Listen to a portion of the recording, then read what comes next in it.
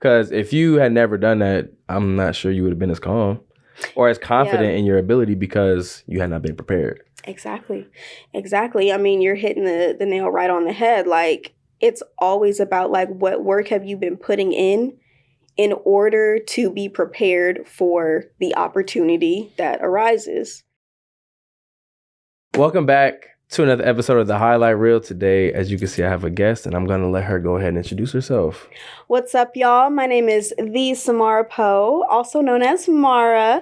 I am the CEO of Budding Media Moguls, a media community and production company really created to help people elevate into moguldom, right? Oh, moguldom. Okay. And then I'm also currently the tour manager for Love and Relationships podcast, Tonight's Conversation. Ooh, interesting stuff. You definitely got a lot going on. You got some interesting things going on. I definitely do. I need to sit down somewhere. Yeah, really though. But I wanted to talk to you today just because we met last year at the podcast summit.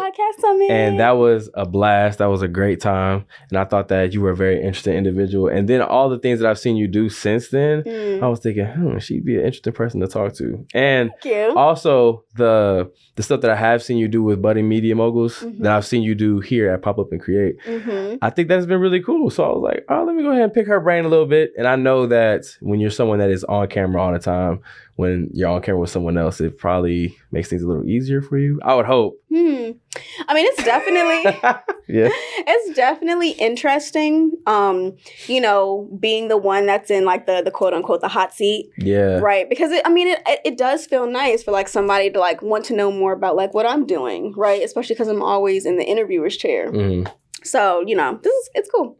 Okay. All right. So let's first off break down where you're from, because I, for some reason, thought that you were from Dayton, Ohio. You said you lived there for a while. Yeah, so I'm originally from the DMV, PG County, Charles County. Shout out to the East Coast. But I lived in Wilberforce, Ohio, and then Dayton. Wilberforce, Fairborn, and then Dayton, Ohio. Because I was out there. I started college at Wilberforce University, first private HBCU. And then I was out there for a couple years. So I love Dayton. I had to grow up a lot. I definitely had to shift my mental. I went through some of the most trying years of my life when I was out in Dayton. But it just made me who I am today. I'm so much more resilient. I'm so much more passionate. I'm so much, you know what I'm saying? Like, I really appreciate my time in Ohio. And it just seems like all of the coolest people that I end up meeting, the most life-changing people are from Ohio. Thank you. Thank you for saying. You're from Cincy, right? I'm from Cincinnati, yeah. So I like throwing that in there just because it's funny and I mess with people about that. But I just remember when we met and I think I said, where do you live or something? You said Dayton. I said, hold up. Really? Like, I'm not from Dayton, but that's close enough if we're in somewhere like a California or a Miami. If you tell me that, I'm like, oh, shoot. Well, we're relatively close compared to this. Yeah. But, I didn't know that you went to Wilberforce. I don't think I knew that. I knew that you went to Wilberforce. Okay. Yes, I went to Wilberforce for mass communications, and then I transferred to Wright State for motion picture and film. Okay, so what my ties are to that area is, even though I'm not from there, I did live in Dayton with my mom at one point, and I lived in Fairborn. So I went to college with my mom when she was at Wright State. Yeah. How old were you? Like 2 or 3. I had my son. I was pregnant with my son when I first started Wright State. Okay. I had him, and then we finished out the year together. Okay. So I love hearing that your mom did the same. That's beautiful. So that's actually like my first images of college, because we used to go in this big old room, and from the hallway you would walk in, but the room led down because the professor would be like down there. Yeah, so those are my first images of college. Ironically, I didn't know what it was. I just knew it was a big old room. I'm showing up with my mom. Yeah, like she would just give me music to play, and she would give me, a little color and stuff. So that was cool. But that's kind of another connection that I kind of get to your story. And then, of course, it makes sense that you studied mass communication. I feel like a lot of people that study communication, mass communication, of course, they end up going into media. At my school, they didn't have mass communication as a major. They had the school. Where'd you go to school? I went to Kent State. Okay. Yeah, so they had the School of Journalism and Mass Communication, but they didn't have mass communication, which I wanted really bad. Yeah. Mm-hmm. So I had to kind of make my own little way out of that. But yeah, okay. And did, because look at where we are right now on the highlight reel. Yeah, absolutely.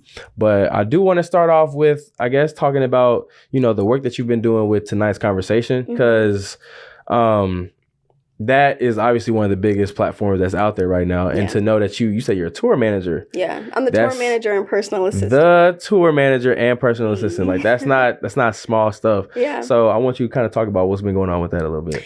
Yeah, for sure. So we actually just wrapped on a 30-40 city tour. Yeah. We've been all across the United States. We went to Canada as well. But, it's just definitely been a journey. It's been very trying. Yeah. But it's been exhilarating as well. Like, how many people get to say, like, they travel for a living? Like, they tour for a living. And it's definitely been a time, though. I mean, having to manage a crew and cast of, like, 50 people, you know what I'm saying? Plus coordinating with all of the hotels that we go to, the venues that we go to, like. Oh, go ahead and get into it. What's on your mind? It's a whole lot, but it has grown me so much. I would expect it to. It has matured me so much. I've learned so much.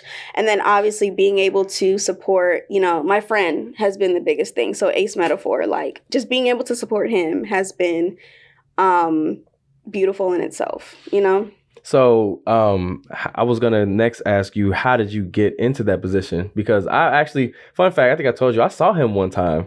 It was at a Bengals game.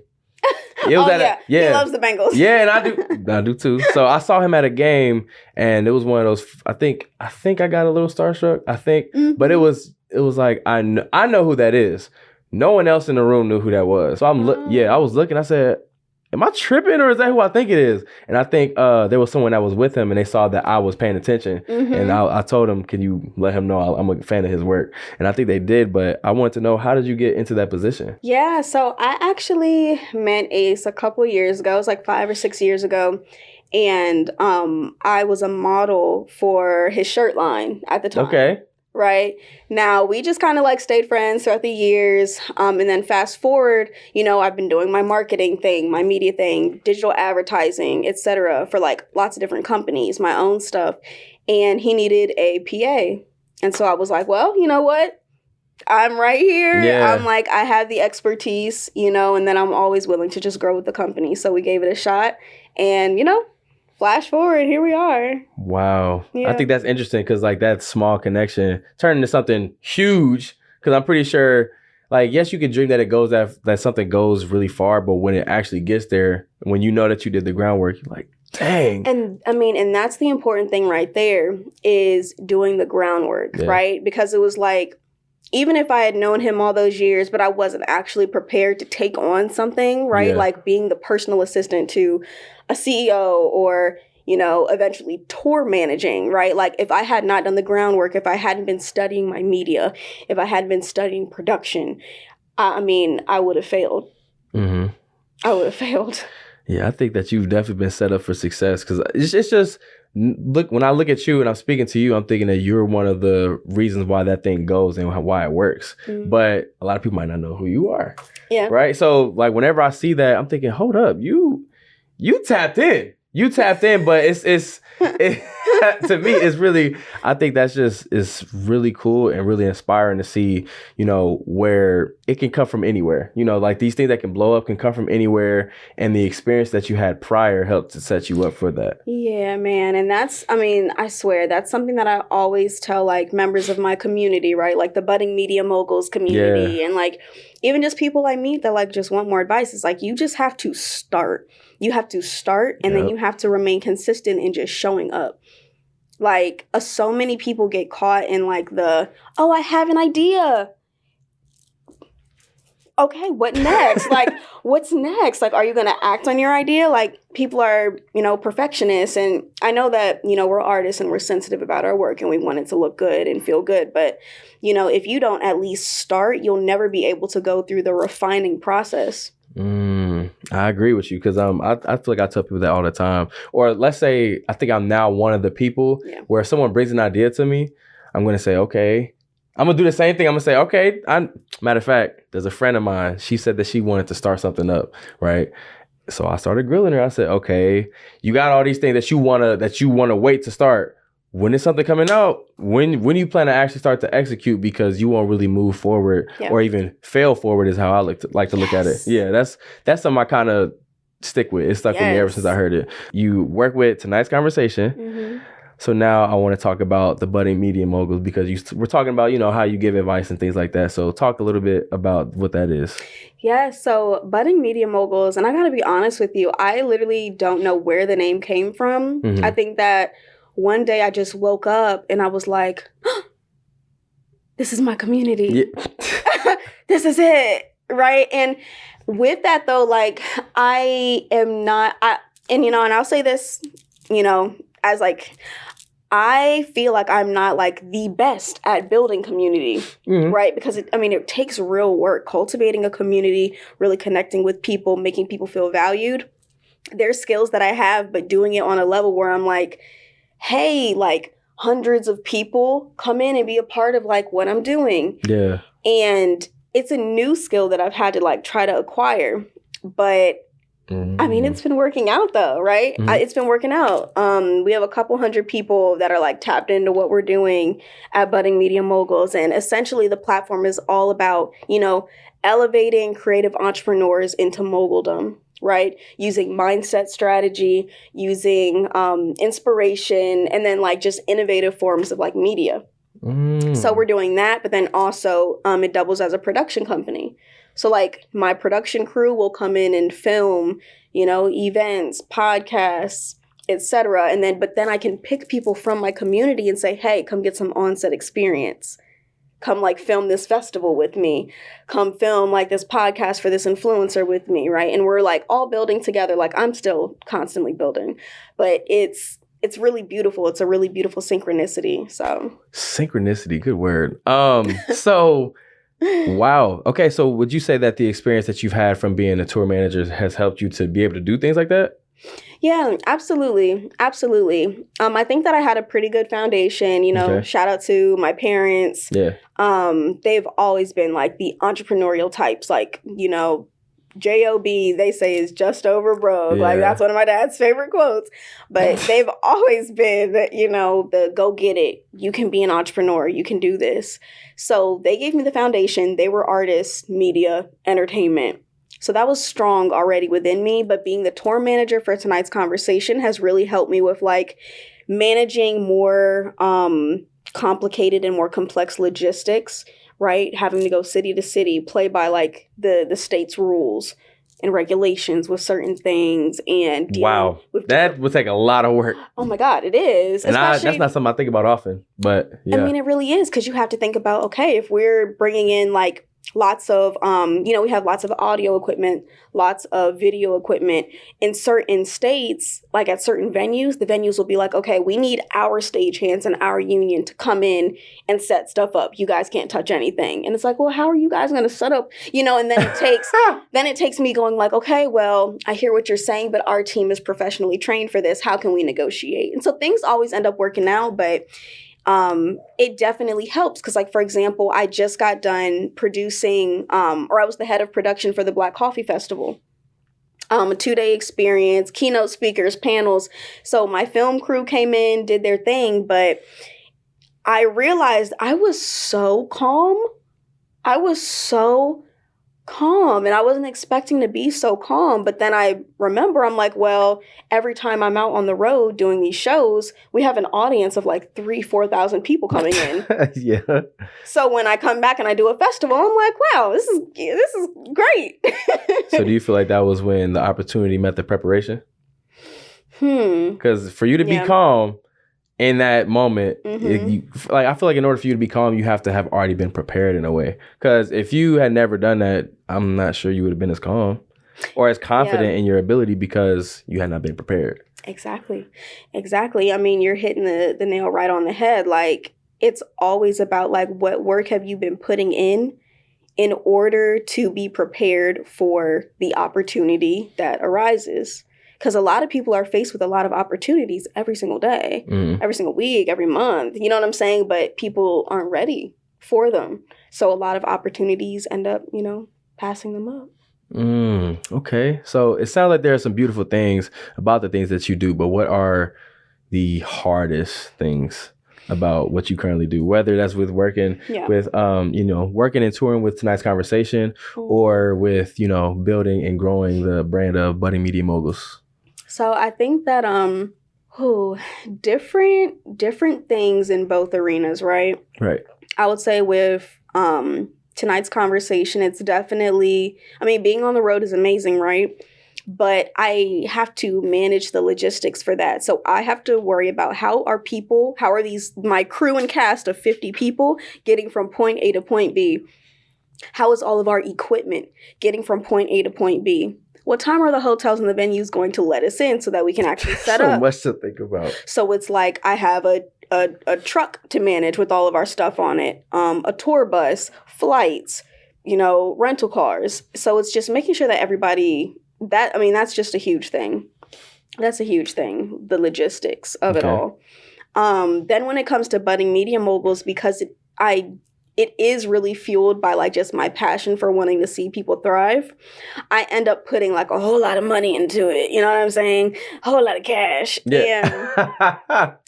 And it's always worth it. But you also, when you're in business, you have to remember like a business is successful when it is like turning some sort of profit.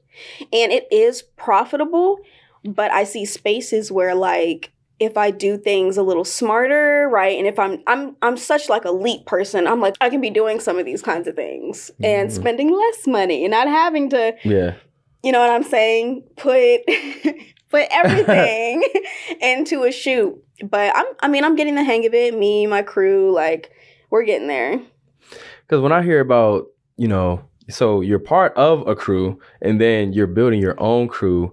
I think that those are some very, very hard things to do because you have to be a leader in that moment. Yes. And you have to be confident that you can lead people and be sure that they'll follow you. But I feel like without the experience that you've gained from college, being a mother, of course, and then also being a tour manager of one of the biggest platforms out there, to help build your own platform and having that experience is, I know it's hard because, like, as you see, it's just me. Like, I have an editor now, but for the most part, when I shoot, it's really just me. Yeah. And sometimes I wonder, like, I think ideally, yes, I would like to have a crew, right? But it's scary because you know the work that you want to do, and you know that you're passionate about it. That's why you do it, right? But to believe and trust that other people will also feel treat it with the same revere and the same care that you have is a scary thing for me. Because I'm thinking, like, people have told me before I should have a co-host, right? And I say, okay, you say that until it's time for you to get up and we going to California, or get up and we going to Miami to go shoot a podcast, right? And I've gone back and forth with the idea, maybe like, let's say for a period of time I had co-hosts, because I don't mind playing around with different ideas and just trying things because I think that's fun and it's creative.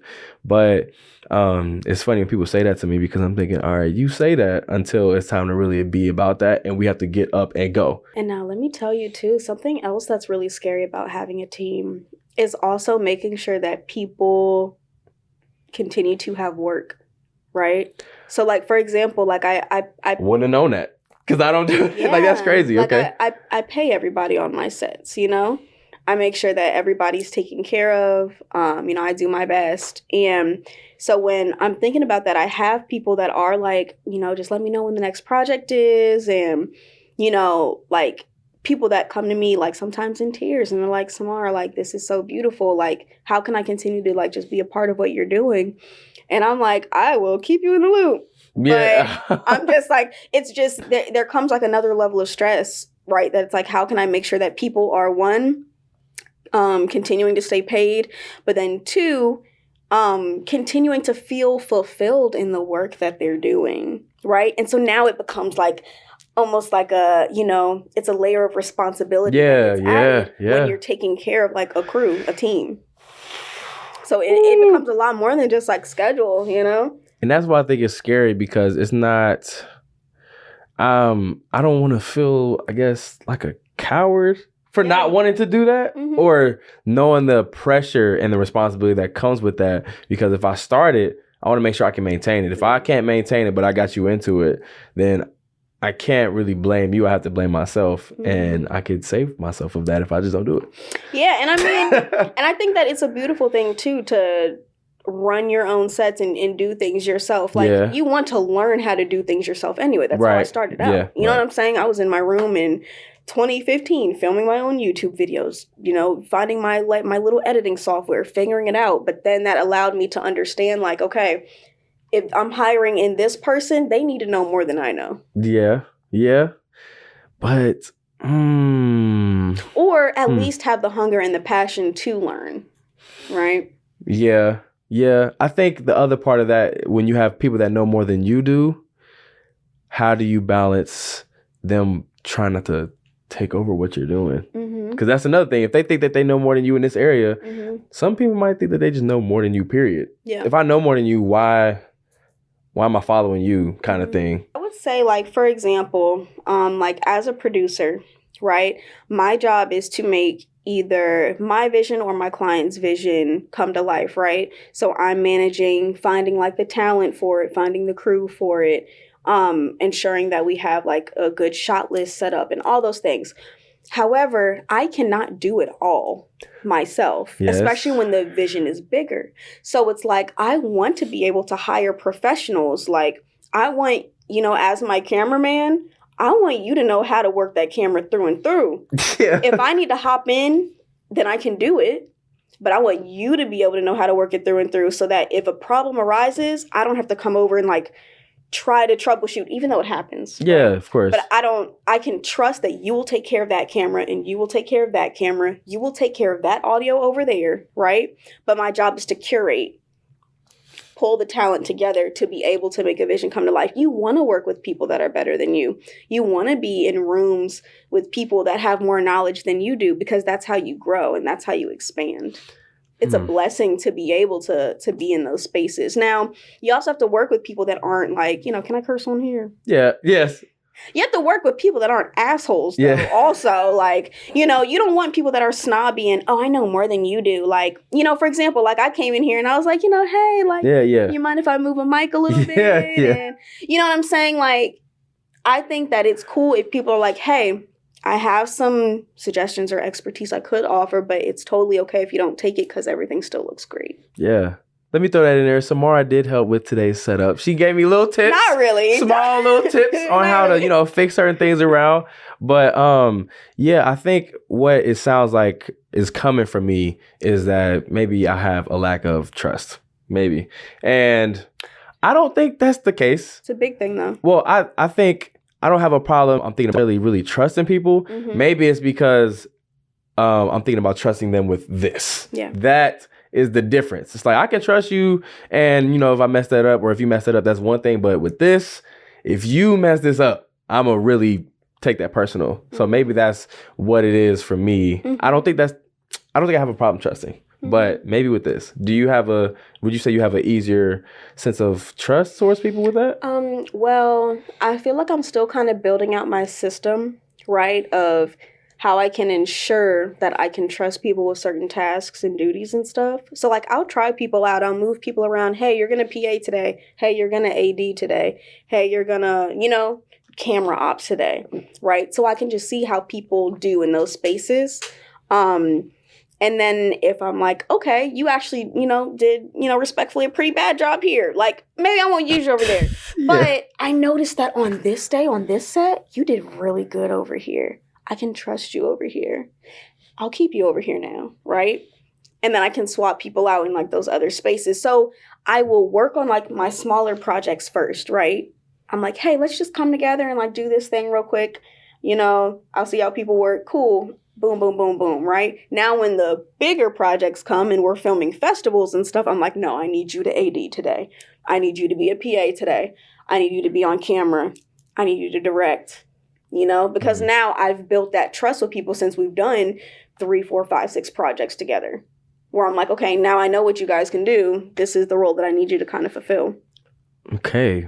So it seems like from the observation that lets you know where you need to put people and things like that. Yeah. But I mean, simultaneously, it's like you have to trust people. If somebody's trusting me to film a festival, I literally cannot run around and operate all 3 cameras and do the audio. And so it's like I have to. I think part of the reason why I think you might be able to do that is because someone trusted you.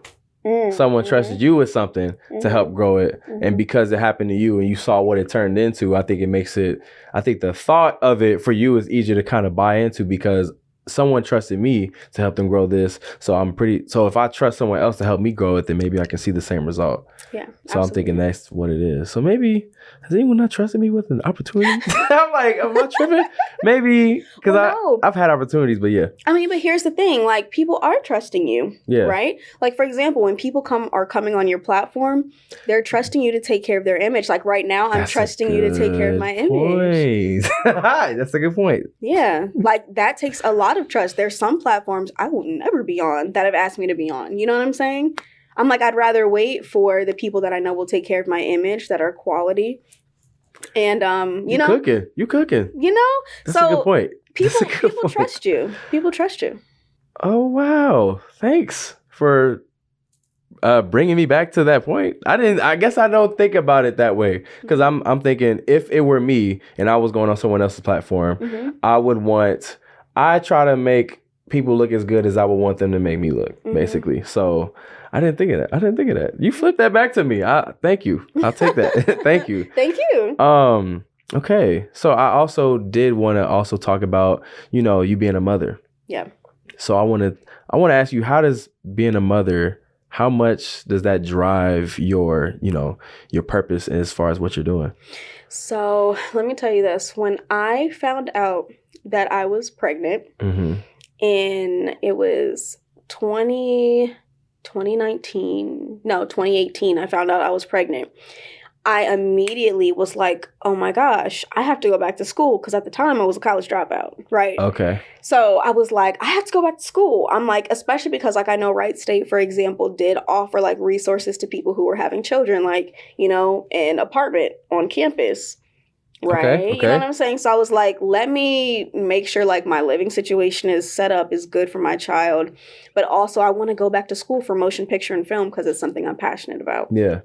And so like almost immediately I found out I was pregnant. I was like, oh, your kids will be either eating or starving 10 years from now based on the decisions that you make. And that rang so true in my heart from the moment I knew I was having him, because I was like, oh yeah, no, this is special. I'm like, this is special. And he's got to know, like, I gave him my all in order to make sure that he was successful and he could have a happy life. And he's so bright. He's so beautiful. He's perfect. That's good. I'm happy to hear that for you, because I would think that you're, a young mother. So it's because I remember when you told me, I was like, you have a child? Like, you for real? I think I asked you several times. I was like, you're serious? You for real? You dead serious? Because I just wouldn't have thought that. Yeah, no, a lot of people have that same reaction. They're like, you have a kid? It's probably because I look like I'm a kid. Well, that's probably part of it.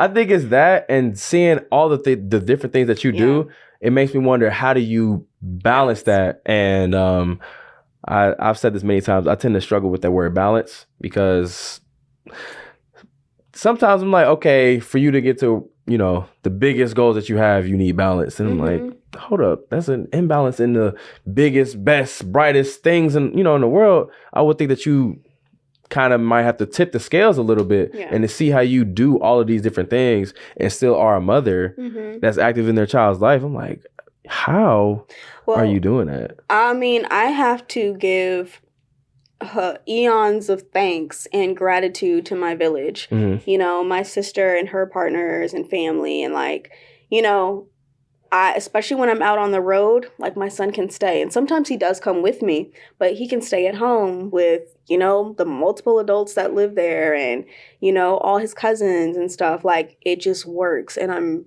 very lucky, because a lot of people do not have that support system. A lot of people just don't. And so it's a blessing that I'm able to rely on them and depend on them. But in exchange for that, I do go and find the opportunities. I find ways to make sure, like, hey, I can also employ all of you when the time comes. You know what I'm saying? So I have them on my sets too. I pay them. I make sure I'm like funneling money back into the house. And wow, you know what I'm saying? That's beautiful. And so it's I mean, and it's a beautiful environment for him to live into. He gets to grow up with his cousins and aunts and uncles, and it's definitely a balancing act though, right? Because I'm still a mom. I'm still his mother. So when I do go home, I could be just dead tired. Yeah. I've been on the road for a week at a time, and I go home and he wants cuddles, and I'm like, son, let's go ahead and cuddle, and I'm gonna go to sleep, but you're gonna be right here in my arms. You know? And tomorrow we'll play with number blocks. Yeah. You know? Not today. Not today, but tomorrow we will play with those number blocks. Wow. Yeah, you have to have a village, because I'm thinking, when you were saying that, just the fact that you can go and do the work that you're doing and know that someone back at home is making sure that your child is straight is proof, and it shows how prevalent the village is for you. And it also shows how some people don't have that for sure. Because to even be able to go and be, you know, in different parts of the country for lengths of time and know that someone is going to make sure that that your son is okay. Mm-hmm. I think that speaks to the strength of your village and, you know, the strength of your foundation and where you come from. But it just goes back to trust too, though. Exactly. Mm-hmm. Exactly. Okay. Yeah. Wow. Definitely does. And another thing too that's also really helped is I got my son an iPad. Okay. So that anytime he wants to call me or communicate with me, he has something to share. He can always text me. Because how old is your son? He's 5. He's 5. Okay. Mm-hmm. I think it was just like, I don't know what he said. I think He's it's just the fact. Smart. He's I think that's smart. what he was saying. I think the way he was conveying his thoughts, they were very fluid. Yeah. And you were like, dang, this is my son. Like, he's talking to me like this. It was just funny seeing that. I have those moments with him a lot. Yeah. I'm like, first, like, how old are you really? Yeah. Like, you've been here before. Because, I mean, he'll say things like, hey, mommy. Like, he'll text me, hey, mommy, I'm so proud of you. I love you. You're doing a great job. And I'm like, you're 5. You're 5 years old.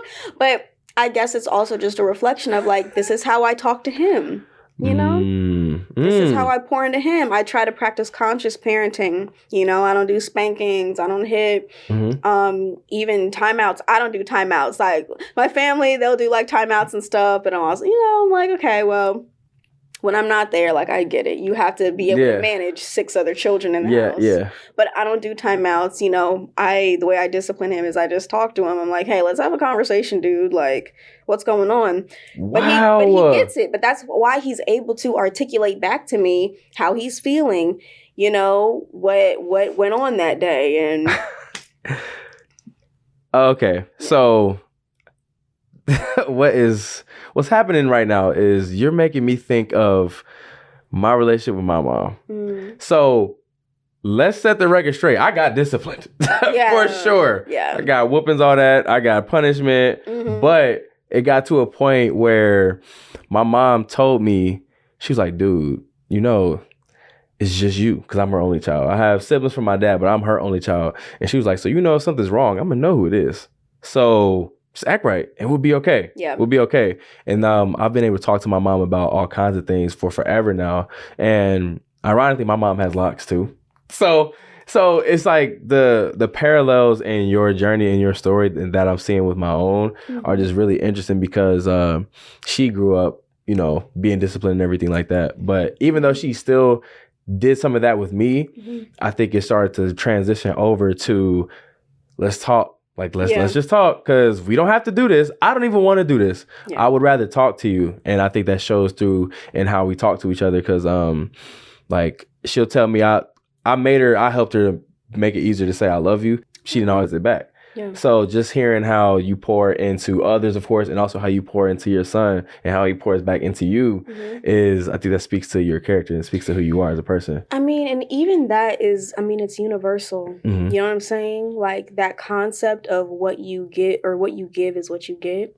Yeah. Is a universal concept. What I'm pouring into, you know, motherhood, what I'm pouring into my business, what I'm pouring into being like a manager, is what I'm going to get back, you know, and sometimes the benefits are tenfold. Yeah.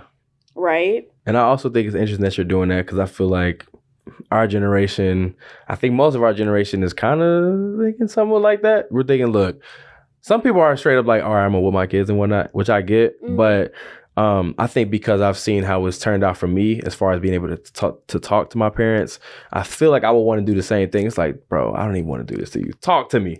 Talk to me. I might be disappointed. I might have to hound you a little bit, but we can have the conversation, which is ironic that you work with tonight's conversation. But yeah, it's I think that is really interesting. So do you feel like you get to kind of pour back into others in the tour managing as well?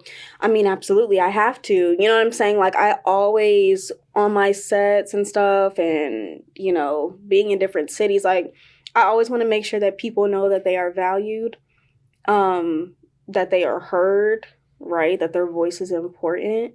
And with that, though, I mean, I'm dealing with 50-something different personalities, though, right? So I don't necessarily get along with every single person the same. Yeah. But I do always like to remind people, like, hey, I really appreciate what it is you're doing here. Like, what are some ways, like, I can help you feel more successful in the role that you have? How can I better hear you? Even if I can't do it in this way, like, let's do it this way and see if that works. Does that work for you? And I mean, I've seen a lot of positivity come from that.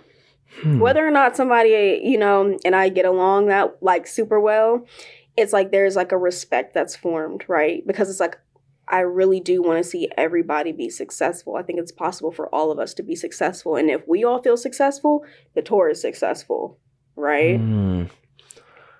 Would you describe yourself as humble? Because the way you're speaking and how you have to speak to others, I feel like there is a sense of humility in how you have to speak to people, because you kind of have to, you know, we all might have some level of an ego. You have to kind of put that down a little bit to be able to speak to these different people and to speak to them politely, knowing that they might be rude back, but you're trying to do that for the greater good. Yeah, well, here's my thing. I mean, I guess there is like it's definitely having to check my ego sometimes, for sure, dealing with, you know, just as many people as I do. So it's not even like a super like an ego thing. It really is like a respect thing. Like, I respect you and I rock with you for being here and doing so well, right? When you don't have to be. So how can I make this experience good for both of us? But I want to be like really clear, you know what I'm saying? You know, I'm humble sometimes, but I like to pop my ish too. You know, I know I'm great. I know I'm great. But that's also like what I like to instill in other people as well, is like, I want you to know, like, you are great and there's always room for improvement, but you are amazing. Like, let's bring that more to the forefront. That's hard for some people to do, to pour into others like that, because I guess some people feel like there's not enough of that to go around. So to hear it come, like to hear from you and it comes out so easily, or does that come to you easily? It does. No, it not really everybody's does. Built like that. I mean, because that's just my mindset. Like, for example, my goal, like the purpose that I feel inside my heart that I feel is God-given, right, is my journey here is to help elevate the world to a higher state of consciousness. Okay. And I've said that for the longest, and I mean it, right? Now, what would I look like feeling like we can't all be on a level of higher consciousness, but having that mission in my heart? It just doesn't even make sense. I really feel like we can all get to a place where everybody is elevated. Like, I really do. I get discouraged sometimes because I see what's happening in the world. But I'm like, nah, it's possible. I might not be able to see it, but it's going to happen because of me. Okay. So there's love. Like, love is the highest frequency that exists, right? There's enough love to go around. You can only continue to create more love. Like, more love is never a bad thing. That's a bar. Okay. You're speaking some power right now. Definitely some positivity. And it sounds like now, because the more I'm listening to you talk, it sounds like in all the things you do, you kind of get to be the same person. Do you feel like, because you wear a lot of different hats. Yeah. So it's understandable if for these different things you kind of have to tweak and change things, but it sounds like you get to be pretty consistent to who you are in a way. Would you say that? Yeah, no, I definitely get to be pretty consistent to who I am. If I feel like I'm showing up in a space where I can't be myself, like I just know it's not the space for me to be in. Now, of course, like the role sometimes shifts a little bit, right? Like when I'm tour managing it, it's a little bit different than when I'm leading like, my own production with my own vision. Right. So like the roles kind of shift sometimes, the amount of work shifts, but I'm still showing up as, Sam. Yeah. And, people tend to like me, I guess, a little bit. So, here we are. Right. So in those times when, things are getting hard for you, what do you do to kind of bring yourself back up? That's still something that I'm working on, right? I think that when it comes to like mental health and managing, the heavy load that comes with especially being so active and doing so much stuff. Because you do a lot. I think I usually think I do a lot. Yeah. But seeing you go to and fro, I'm like, dang. Yeah. I would think I wouldn't get tired of that life. Because I'm thinking, man, this is fun. Like I get to live on the road. But then I'm thinking, wait, tiring. You always moving. You got this meeting you got to go to, this place you got to go to, this person you got to meet with. It's like, can I just chill for like 3 hours? Yeah. No, it's tiring. It really feels like I'm always on. And so sometimes I do have like those crashes that happen, right? Yeah. And so I'm still working on managing. I recently just got a new therapist. So okay. It's, I'm like doing the things. I'm getting back into like my yoga, finding an instructor. Something that I recently have, something that I recently turned on in my brain is the fact that like I do not have to do these things by myself. I can find a life coach. I can find a mentor. I can find a therapist. I can find a fitness coach. I do not have to figure all these things out by myself. I can say, hey, please make me a plan. Help hold me accountable. Let's just do it that way. So not placing so much of the burden on myself to figure it out. Like there are trained professionals who already know how to do these things. Help me, please. Yeah, that's. I'm glad that you're in therapy. Yeah. Are you in therapy? No. I knew he was gonna ask me that. No, I want to be. One day I will be. As of right now. What's stopping you? Samarah, I didn't know we was about to do this. What's up? What's stopping me from being in therapy? I keep thinking that therapy is expensive. I know of resources out there. I do know of resources out there. Now it's about to sound like I'm being willfully like ignorant or in a way, but I know of the resources out there. I don't use them. I don't use them. And I still keep thinking that it's expensive, whether that be, of course, time, money, emotions. Like, okay, I don't want to be exhausted from what I'm about to tell you right now. But you want to know what's even more expensive? What? What's even more expensive is the cost of your mental health if you crash. If you, you feel like, and I'm sorry not to get so deep, but like if you end up feeling like you don't want to be here anymore. Yeah. If you end up lashing out on the people around you because you can't, and when I say this to you, I'm saying it to myself too. Yeah. It can be definitely triggering to kind of have to talk to your therapist about the things that's happening to you and, your past, but the benefit of getting it all out there and going on that healing journey for yourself is definitely worth it. I believe you. I believe you. Good. So you're starting next week? I didn't say that. Didn't say that at all. But I think another part of it is, we all have things that have happened to us in our life. Yeah. But I don't, it doesn't really weigh me, because I think I do a good job of reflecting. And I think the other part of it is I've probably thought I don't need it as much as others do. That sounds crazy saying it out loud, low key. Yeah. But I tend to think, as stressed as I might be with certain things, my life is not that bad.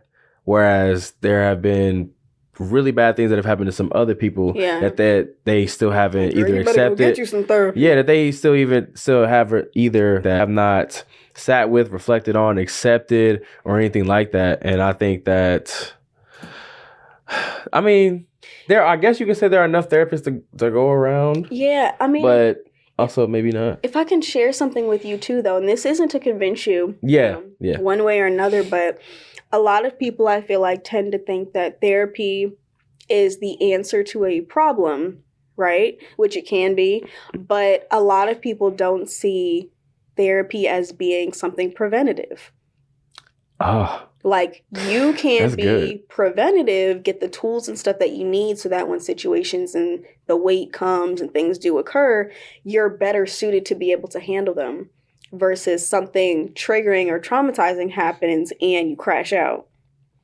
So therapy doesn't always have to be preventative. I have all these problems, like, help me sort it out. It can be hey, like, I'm actually doing pretty good in life, but I just, I have some unsolved things. Like, I kind of want to get out there and I want better tools to, work with me. I feel like a lot of people do, wait until everything's burning to be like, let's save the house. Yeah, let's save it now. Like, no, let's treat the house beforehand, with some like anti-burn stuff. Like, I don't know. That's crazy. But just a perspective. It's not to. Yeah, that was good. Preventative, that I think a lot of people actually neglect things that are preventative. They like, whether that's fitness or whatever, people will wait until something is terrible to say, okay, now it's time to fix it. Exactly. Compared to saying, this is not quite right. Let me make sure that it gets right and is strong from there. So okay. Good point. Very good point. And I think I can see how that maybe shows through in what you do. It seems like everything that you're telling me is informing me, and it's starting to make more and more sense. It's like, okay, now I can see why you do that. I can see how you perform like this in this way. I can see how this has helped you there. Like that. I'm proud of you. Proud of you, and I'm very what's the word I'm looking for? Like, I'm inspired by you, but it's just seeing the work that you do and how everything is coming together for you. I guess a lot of it just makes sense. It makes sense. It makes sense. But you have a lot of experiences that have been informing one another. No, for sure. But I kind of want to ask you something too. Okay. All right. That's fine. When it comes to like what you're currently building, like with the highlight reel, right? Yes. And where do you see that going? Why do you do the highlight reel? Oh, okay. All right. Why do I do the highlight reel? Well, I always felt like one way or another I was put here to speak. And I think when I speak to other people, I've realized that I can have conversation with people I've never met or whatever for a long time. And I can relate to them on so many different things because I have many different interests. And even if I'm not particularly interested in that, I think I have a natural curiosity about certain things. Yeah. So let's say it's something that I don't do at all, but it makes sense to this person. Why does it make sense? Or how does that work? Because I almost studied psychology in school and whatnot. And I think, I almost studied it. But I was like, I don't think I want to be a therapist necessarily, because I feel like you're tasked with actually trying to figure out a problem. Whereas I like to help people. I like to let people tell their story and just talk to them about, what's going on with them and get to learn more about their perspective, learn more about life through the conversation with them. And they end up learning more about themselves too, probably. Yeah, because it's like when you say something out loud, like let's say it's something you already knew, but as I'm talking to you and you hear yourself saying it, you're like, whoa. You're like, huh? Yeah, that just came out of me and I meant that and I said that. So this is that's how I feel. I think that is why I do this. I want to be able to bring people together from different conversations that they either see me have with people or from the conversation I may have with them. So I talk to all, different kinds of people about the things that they do, or I talk about things that are going on within what are we, generation? What? I don't know. The name's starting to get weird out there. I know, right? But yeah, just like people that are around our age and young adult, just seeing how we can speak to one another and lift each other up to kind of come up with some solutions for how we can change ourselves and change our communities and therefore, change the world around us. Yeah. But also from another practical answer is how I got here. Mm-hmm. I was studying journalism and there were things I loved about it, things that I didn't like a lot about it. One of them was if I say, hey, I want to interview you, the people felt so important and they would automatically feel ready to talk to me and say, what you want to know? Like, of course you can ask me some questions, but I wouldn't want to have to tell your story for you.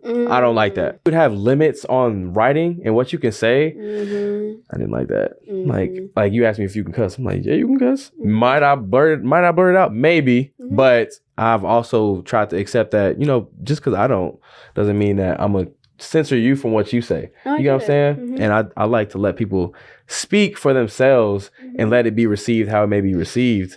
And then once again, you are trusting me with what you tell me.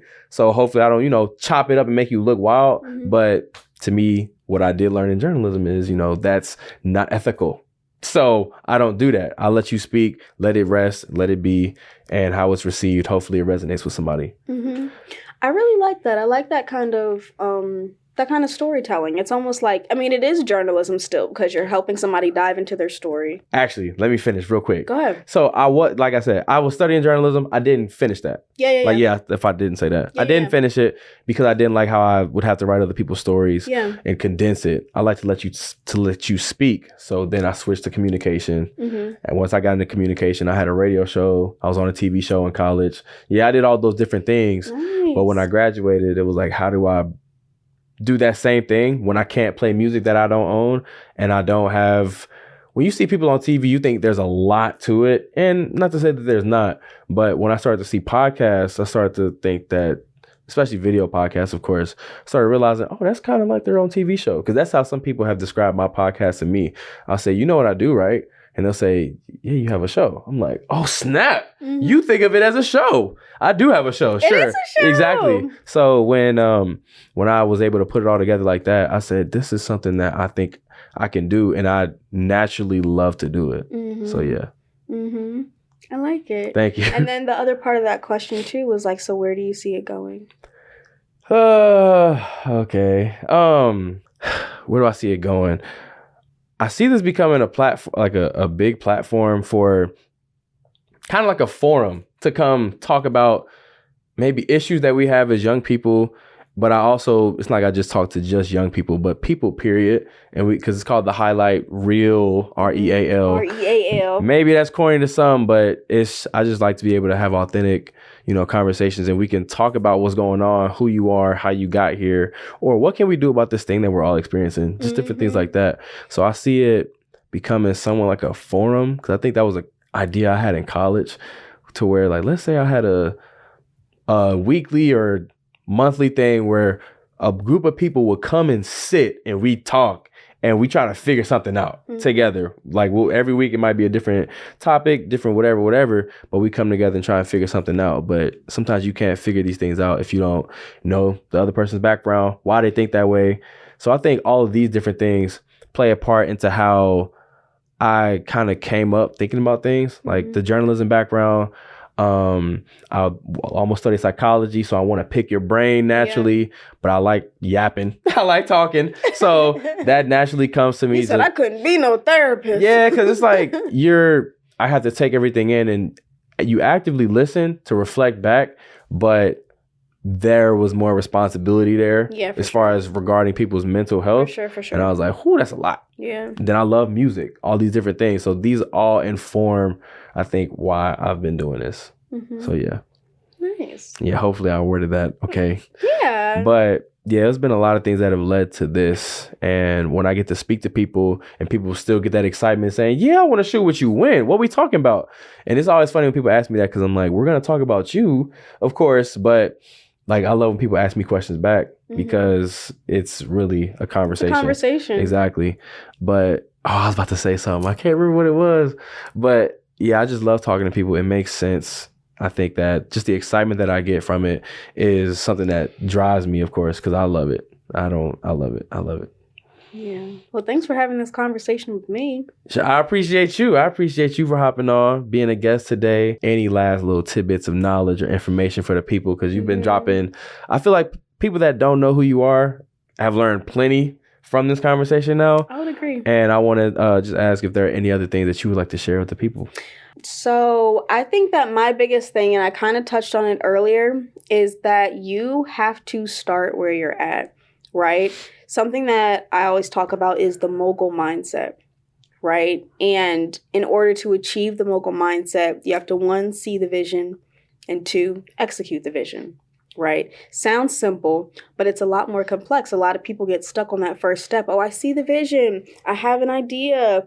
Like, oh my gosh, this just dope like concept I just came up with, and it's beautiful. But the next step of that is actually putting it into action. Yeah. Okay. Thank you. Thank you, Samarah. I feel like I got smarter in this episode. I feel like I got a little smarter. Yes. You've been using some good words in here too. Oh, thank you. Yeah. You read? I do read. I love reading. Yeah, it's good. I used to. I want to get back to it so I can start dropping little words there. They'd be like, what is that? Go ahead and look it up, young Padawan. You know what I'm saying? But nah. I definitely appreciate you for being a guest on the highlight reel. I'm glad that we've been able to do this.